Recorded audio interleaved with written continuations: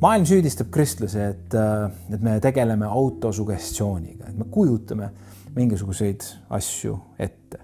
Seda ei saa kuidagi pahaks panna, kui üks materiaalne inimene, kellel puudub igasugune kogemus ja suhestumine vaimse maailmaga, siis täpselt sellisena kristlus tundubki, et kui me räägime usust, siis me ju räägime millestki või me toetume millelegi, mis on meie arvates olemas, sest me usume vaimset maailma, me usume Jumalat, me usume Jumala tõotusi, aga mis ei ole veel selles materiaalses maailmas manifesteerunud või esile tulnud.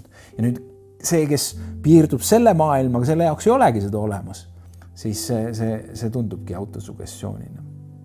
Aga kui meil on suhe Jumalaga, kui me usume vaimset maailma, siis läbi oma palvete, läbi oma eluhoiaku, läbi oma sõnade, et me usume ja näeme seda, et Jumal on midagi valmis teinud.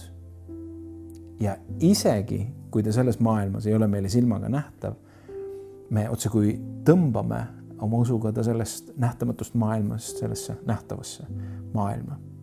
Aga ühe suurema pildina on see meie usk, usaldamine, et tema, kes on kõik õiges, kes on üle kõige, kellest lähtub kõik, kelle poole on kõik, tema näeb, tema teab ja kõik, mis ta teeb, lähtub armastusest meie vastu. Ja nüüd, kui seda poolt ei ole ja meil jääb ainult selline, et meil on mingisugused asjad, mis meil on vaja sellest nähtamatust maailmast tuua nähtavasse, on see siis tervis, haiguse olukorras või mingisugused finantsid, kui meil on puudus, see usk ongi piirdub sellega. Aga ei ole seda suuremat pilti, siis mis juhtub on see, et me palume millegi pärast ja kui see ei juhtu sellel ajal sellisel moel, nagu meile sobib, siis me oleme probleemi ees. Me kas siis eitame seda ja hüüame halleluuja edasi ja põrutame uute võitude poole, aga tegelikult kuskil meie sees on usaldamatus. Sellepärast, et see ei toiminud.